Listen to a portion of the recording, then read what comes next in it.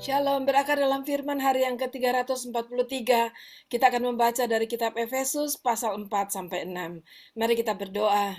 Terpujilah Engkau ya Bapa, kami sangat bersyukur buat apa yang selalu kami terima dari kebenaran firman-Mu yang memperkaya kami dan membangun kehidupan kami. Dan kami percaya pada saat ini juga kami boleh mendapatkan kekayaan firman-Mu bagi kami. Dalam nama Tuhan Yesus. Amin. Pasal 4.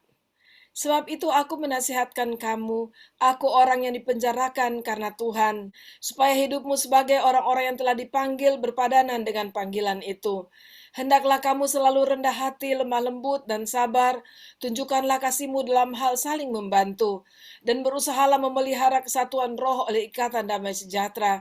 Satu tubuh dan satu roh, sebagaimana kamu telah dipanggil kepada satu pengharapan yang terkandung dalam panggilanmu, satu Tuhan, satu iman, satu baptisan, satu Allah dan Bapa dari semua, Allah yang di atas semua dan oleh semua dan di dalam semua.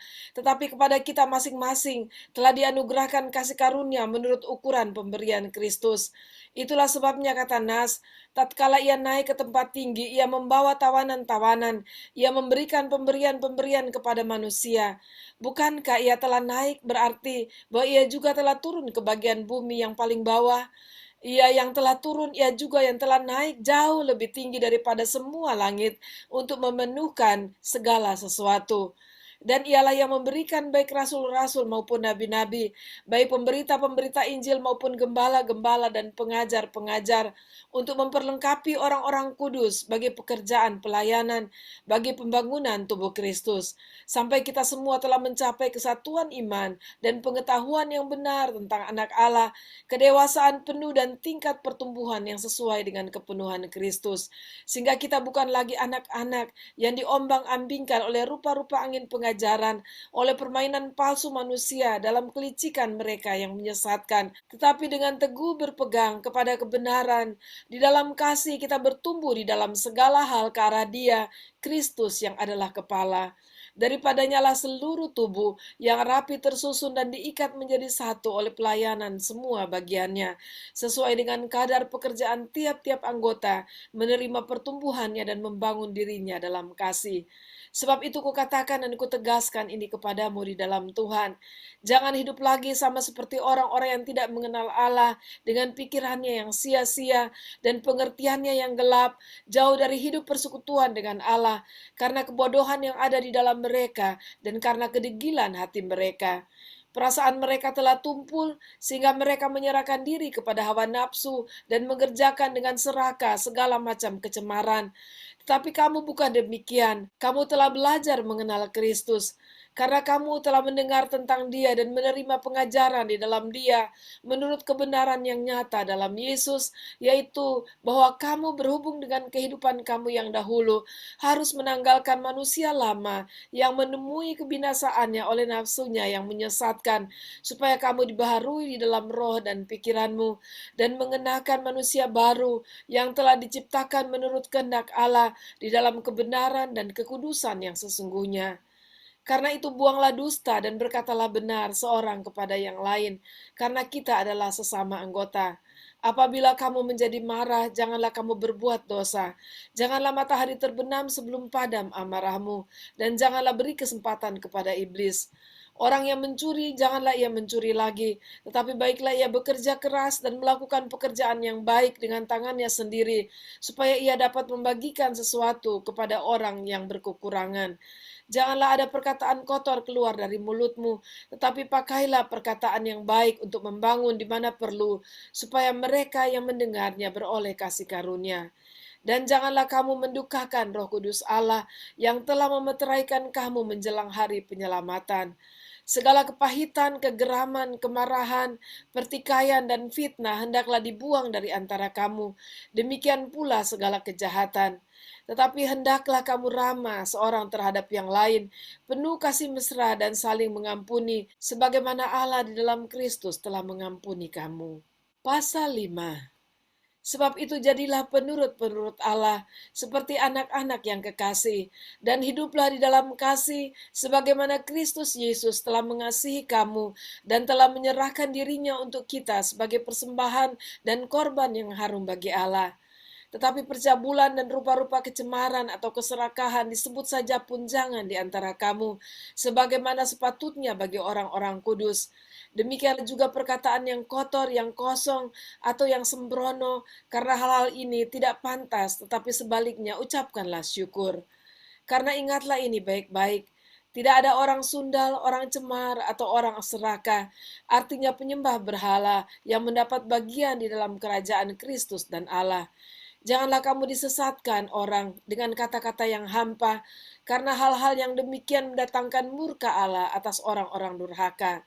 Sebab itu janganlah kamu berkawan dengan mereka. Memang dahulu kamu adalah kegelapan, tapi sekarang kamu adalah terang di dalam Tuhan. Sebab itu hiduplah sebagai anak-anak terang. Karena terang hanya berbuahkan kebaikan dan keadilan dan kebenaran, dan ujilah apa yang berkenan kepada Tuhan.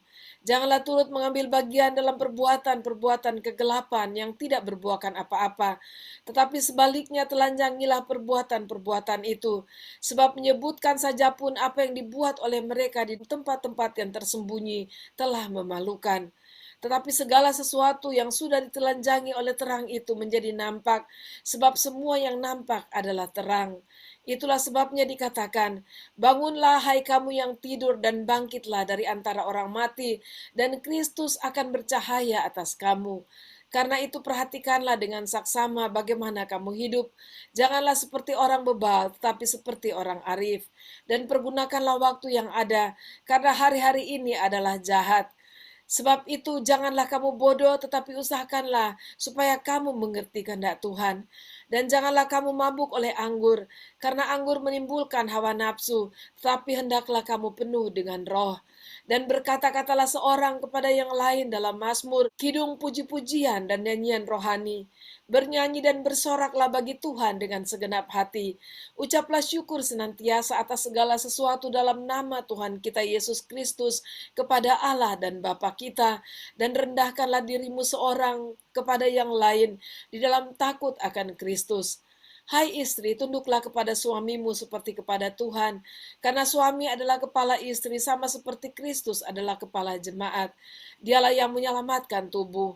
Karena itu sebagaimana jemaat tunduk kepada Kristus, demikian jugalah istri kepada suami dalam segala sesuatu.